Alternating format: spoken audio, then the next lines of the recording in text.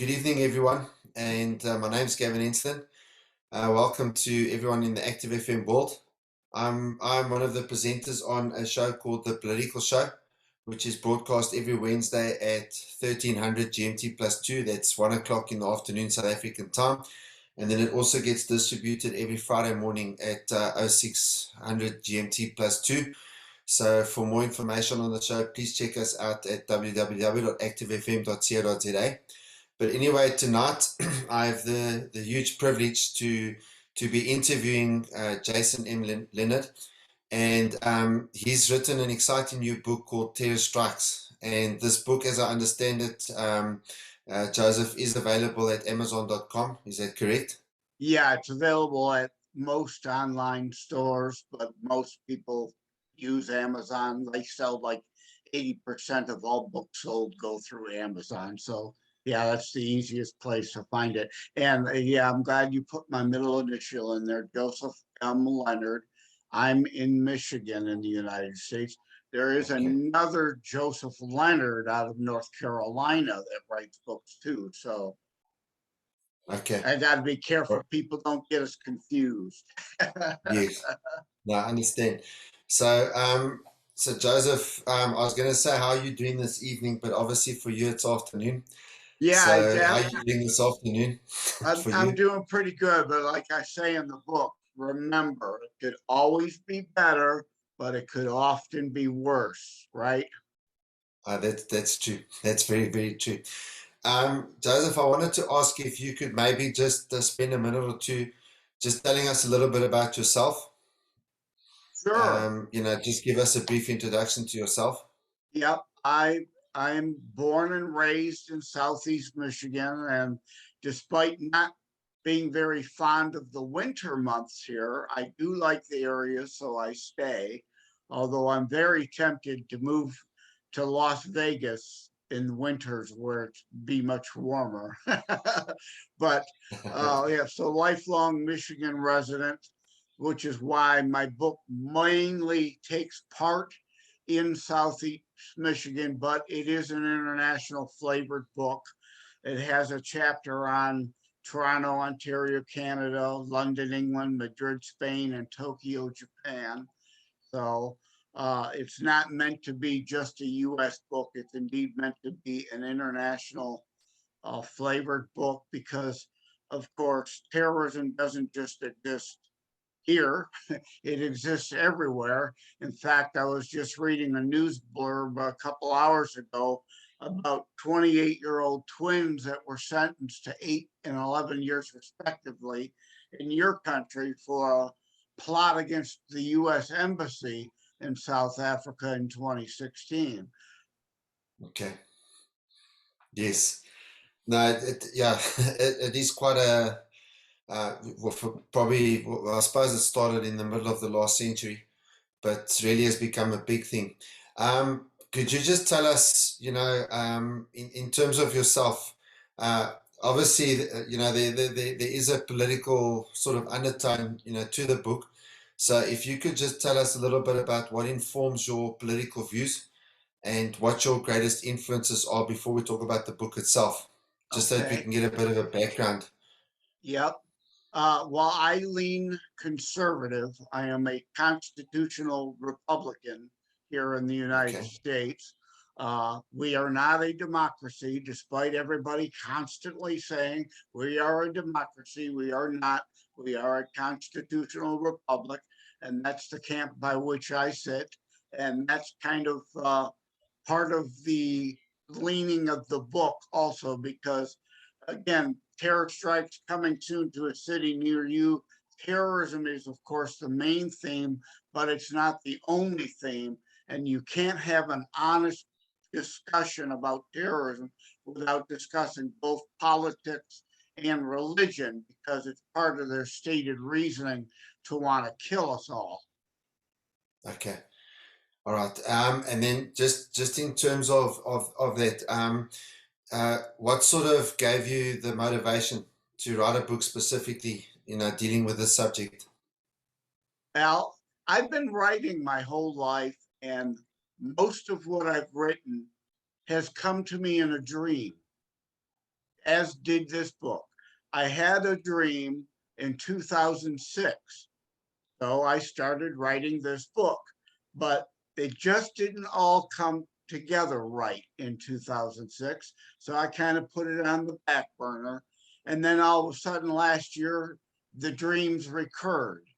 So I felt, Okay. okay, I'm being nudged. I get the message. I need to finish this Okay. book and get it out.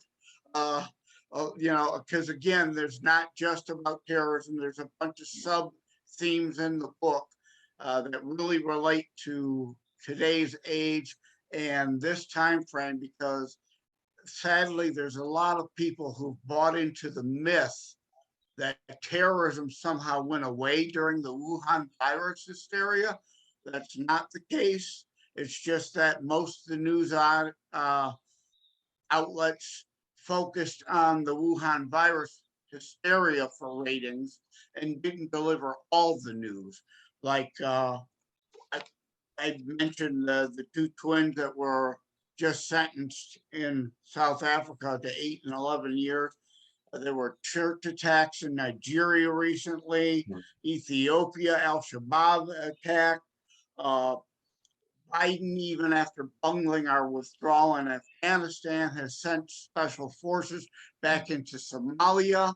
I was just reading a blurb on that the other day of some attacks that were supposedly thwarted in Somalia. So, you know, there's a lot going on. It's just people aren't hearing it. And one of the themes in the book is live your life. It's a book about terrorism as the main theme, but I like to say it's not a book about death, but of life and living, and those both foreign and domestic that want to deprive you of life, liberty, and your pursuit of happiness. And yeah, Teresa in my Naperville chapter discover she's been more of an ostrich on the subject rather than the mama bear she needed to be to protect her child. So Okay. live your So, life, but you've got to be aware and alert to what's going on around you. okay. So, in other words, what you're saying is, you're feeling an unction, maybe from the Lord, to warn people, to be Yes, aware of what's going on. Now, yes. in terms of all of this stuff, do you believe there's a bigger plot behind it, or is it just a sort of a random set of events, with these attacks and things that are going on? No, I don't think they're random. They're definitely, plans behind them, past, present, and future, all converging. Uh, no one is safe anywhere on the planet.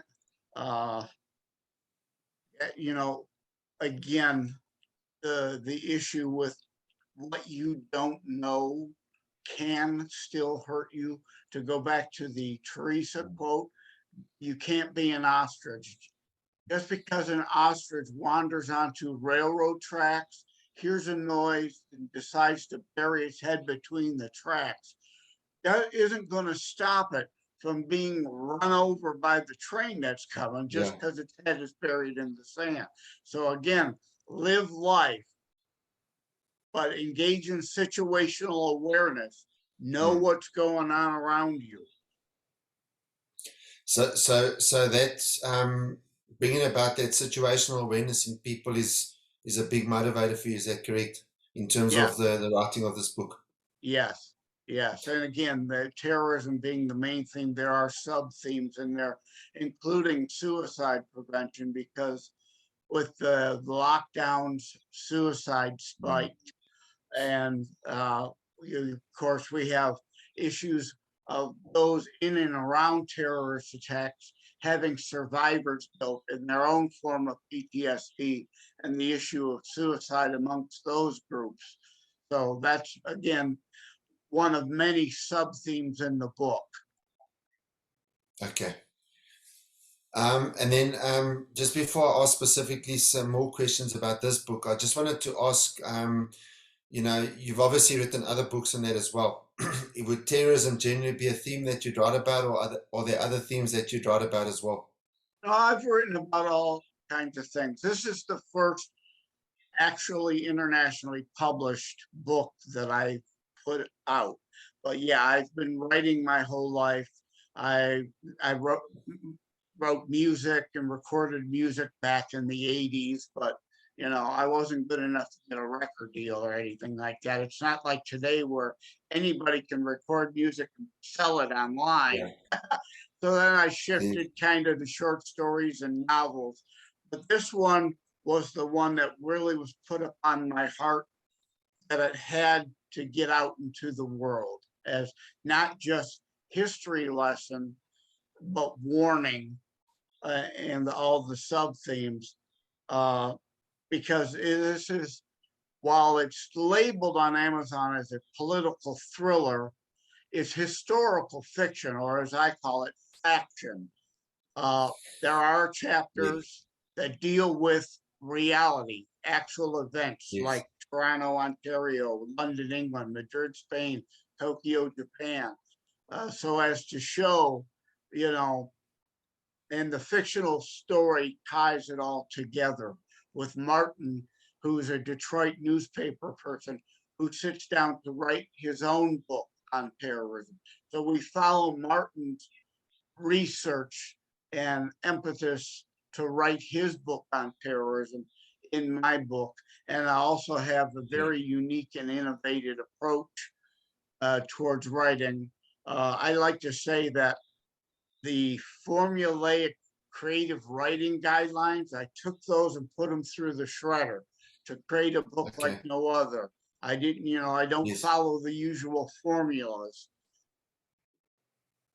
So would I be correct in saying the feel you'll get when you read the book is sort of you're reading Martin's story as he's writing the book. Correct, So you're sort correct. of seeing the book coming together. Right, exactly. And I kind of forgot, I didn't finish my train of thought there about Yeah. the innovative thing is a blog within a book because Okay. everybody is ingrained in the internet nowadays. It's become an everyday part of our lives.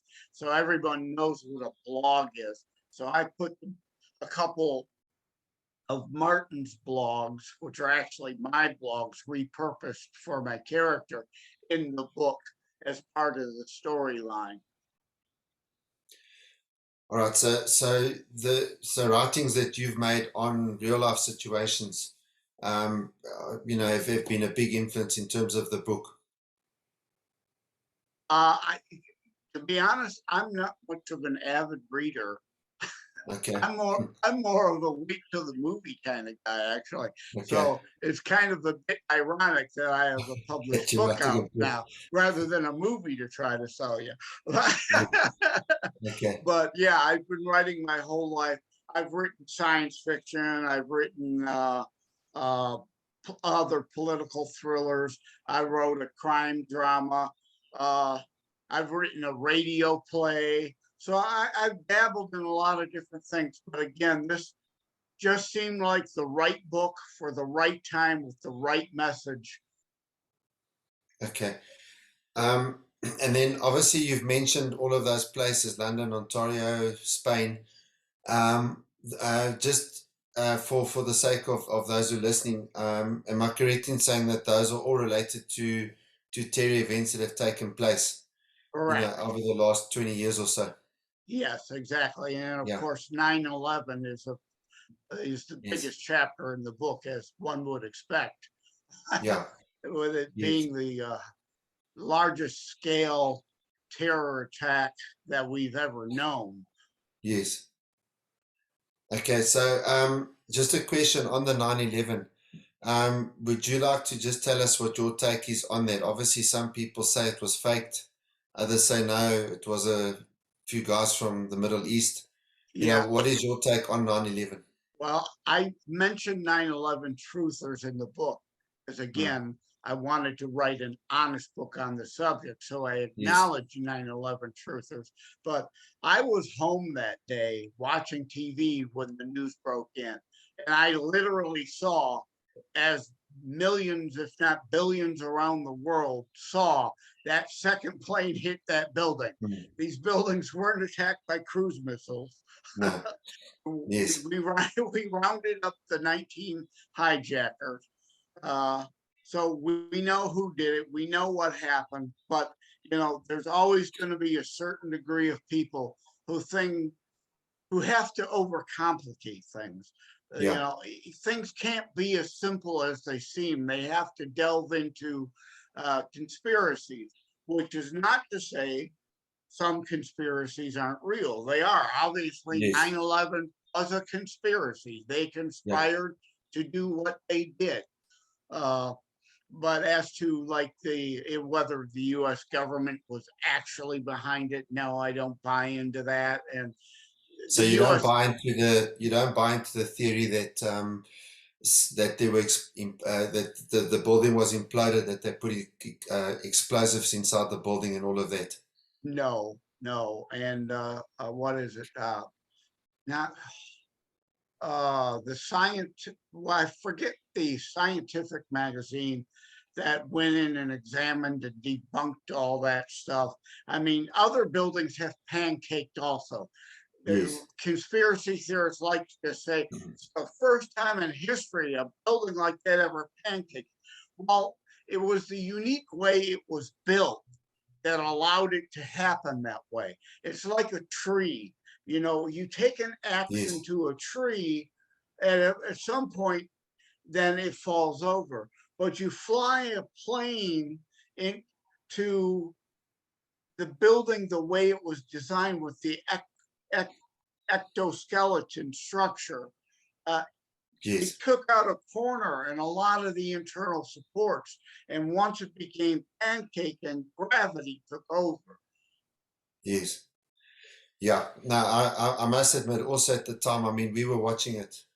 It was in the middle of the workday here in South Africa. And I mean, we watched this. I was watching when the second building collapsed. And, and also the way that the dust, because I mean, the dust went over quite a large area of Manhattan. So normally if there's an implosion, it's pretty controlled. And that didn't look controlled to me. Yeah. So no, I Right. tend to agree with you.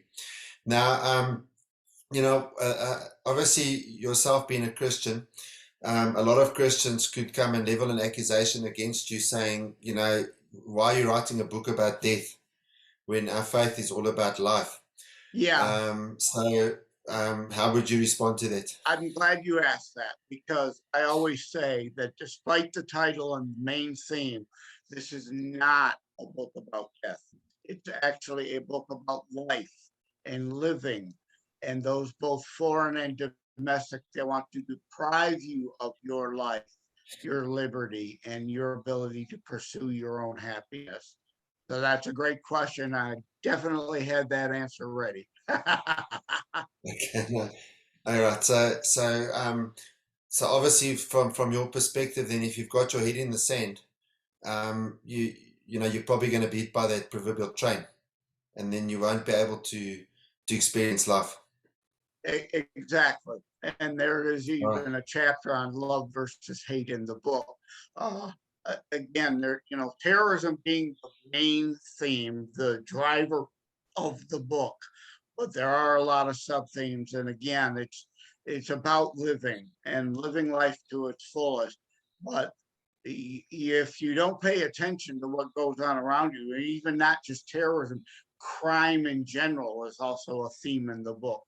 I'm from the Detroit area. We used to be known as the murder capital of the world.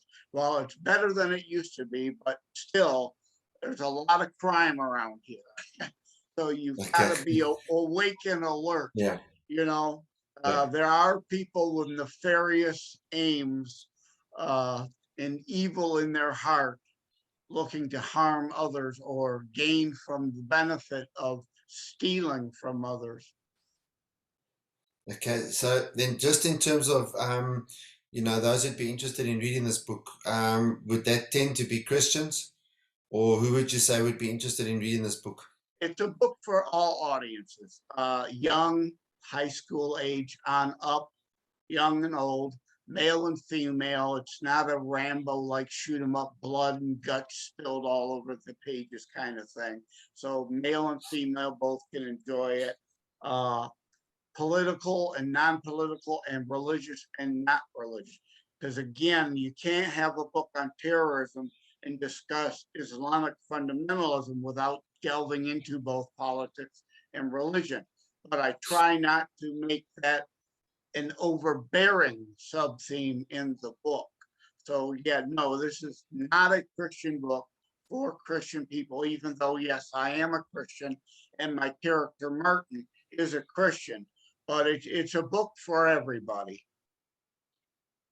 Okay.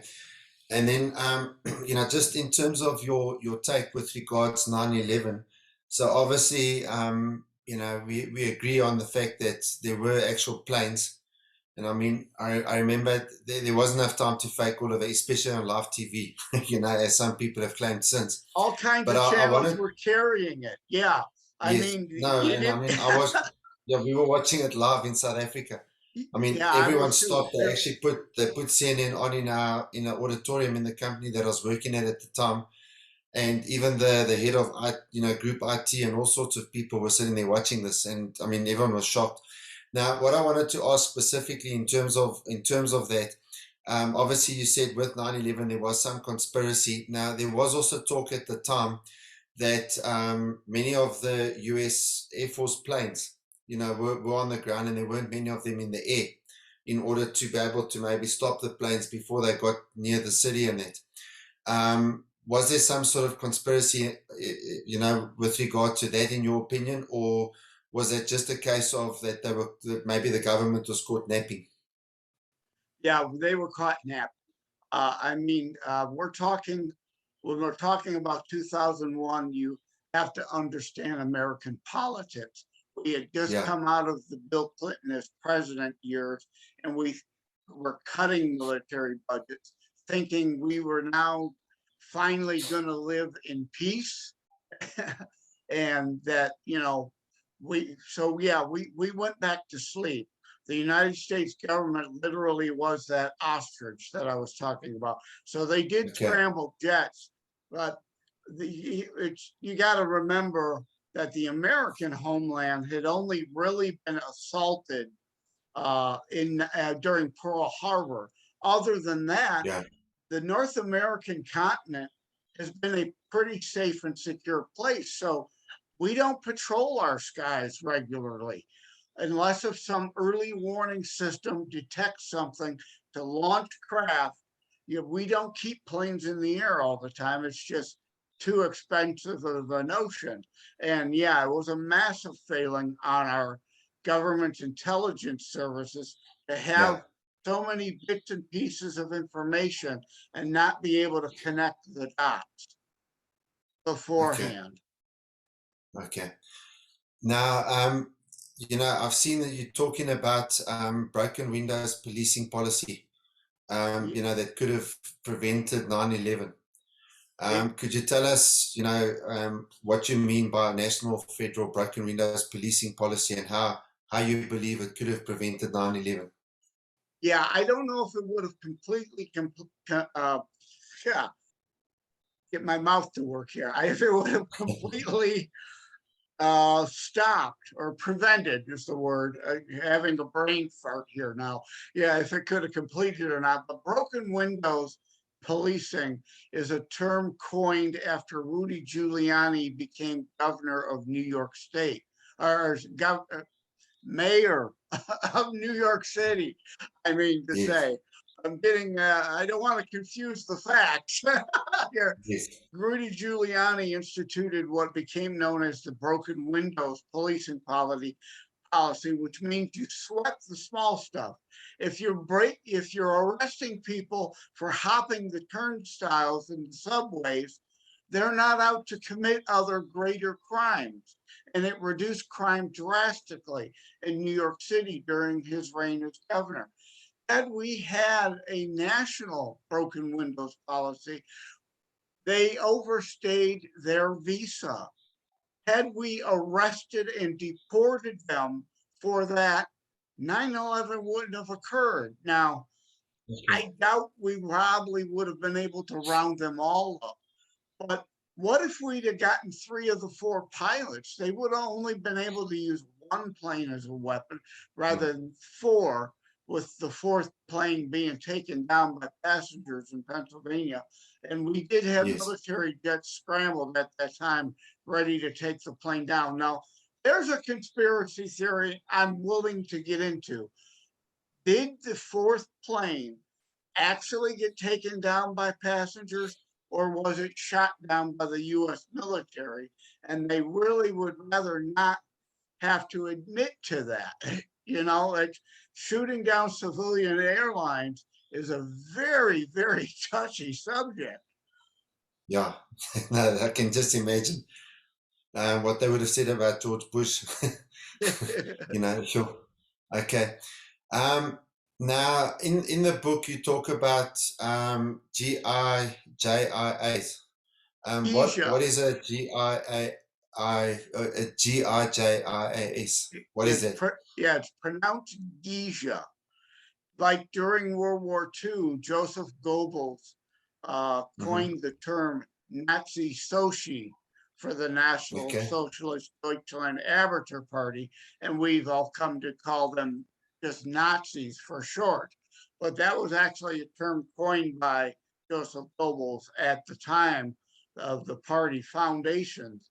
And I came up with the new acronym GIJA for Global Islamic Jihadist Interim Army, because it's a lot easier to say Giza or Gizas than it is to repeat Islamic fundamentalist radical terrorist. It doesn't Okay. roll off the tongue very well, but the term Yes. Giza, like the term Nazi, is real easy to grasp and understand and use in conversation.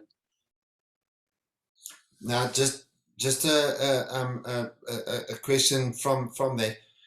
In terms of these gizas and things, um, how much of a threat do you think they are?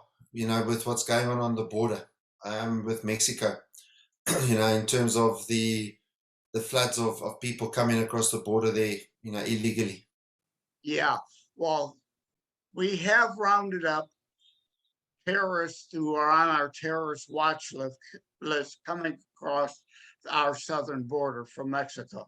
So, yeah, the millions of people the current administration has just let wander in to the United States, as well as Chinese fentanyl and other drugs being flown into Mexico and then just galloped across our border while our border agents are busy writing paperwork for with regarding all these people that are coming over and can't really do their job of defending the border and deterring illegals from coming in. Uh, at some point, I do fully suspect there will be a terror assault in the United States, and it will be from people who have snuck into our country from our southern border. So our southern border is not just an immigration issue, it's a national security issue. And I do touch on that briefly in the book as one of the sub themes. It's a law and order, it's a crime related thing. Uh, you can't just have an open border and be a safe and secure nation. And I Mm, am all for legal immigration. I mm, know many legal immigrants. They are some of the best Americans we got. Because this book also deals in not just foreign people who hate America, but idiots in our own nation that hate our own nation that have mm. afforded them everything they have. So Yeah, I mean, obviously, looking at it from South Africa, America is a place that most people in the world want to get to, and yet there's so many Americans that hate that hate America. But anyway, yeah, they should come and spend some time here. You know, yeah. I know y- one person I know. I'll mention Helen Zabo. yeah, She escaped. Uh, uh, she escaped from Hungary before the Iron Curtain fell. So immigrants, like I said, are some of our best citizens yeah, because they fled places to come here for a mm, reason. like those who escaped behind the Soviet Iron Curtain, they escaped for freedom. And yet we have idiots in our own nation trying to turn us into a socialist, communist, or fascist nation itself. While, like you said, people are fleeing and beating down the door to become free here in America. Yes. Yes, look, I think Americans need to realize that America is actually loved in many places around the world, a Yeah, lot more than what I think many Americans realize. yeah, Then I just, sorry, Karen. yeah, like Reagan used to say, we are the shining city on the hill, and we have to be a Yes, beacon and a force for freedom all around the world. That's always a heated discussion about, some people want to say America is imperialistic. Name a country that we've gone into and fought for that country's freedom that we enslaved thereafter. We didn't steal mm, Iraq's oil after the Iraq War. We didn't, we could have and should have stayed in Afghanistan to mine the rare earth minerals that are mm. abundant there. But we didn't do that. We don't do that. It's the Islamics, the Geisha, that want to create a global fascist caliphate and rule everyone with an iron thumb. And we must be a counter to that, to try to keep people free or allow people to try to make their own countries free countries. No, thanks. One last question, just something just for sort of a background to the question. Obviously, here in South Africa, just next to us is Mozambique, and to the north of Mozambique, there's a massive Islamic insurgency going on. And it's caused a tremendous amount of suffering. Obviously, you mentioned Nigeria, and Nigeria is not in the news enough because there's tremendous suffering going on there, with basically persecution of Christians, and things like that. So, Yeah. I you had know, an interview about a month ago with someone in Nigeria, yeah, and yeah, I'm not intimate into the details of the terror groups there on your continent. I do yeah, pay attention, but because again, to know what's going on and sound the warning. But I also recently wrote a blog at terrorstrikes.info/blogs about freedom fighter versus terrorism, that dichotomy. Like yes, some people would call these terrorists freedom fighters, others call them terrorists. It's a matter of perspective. Like, look at Afghanistan from the US perspective.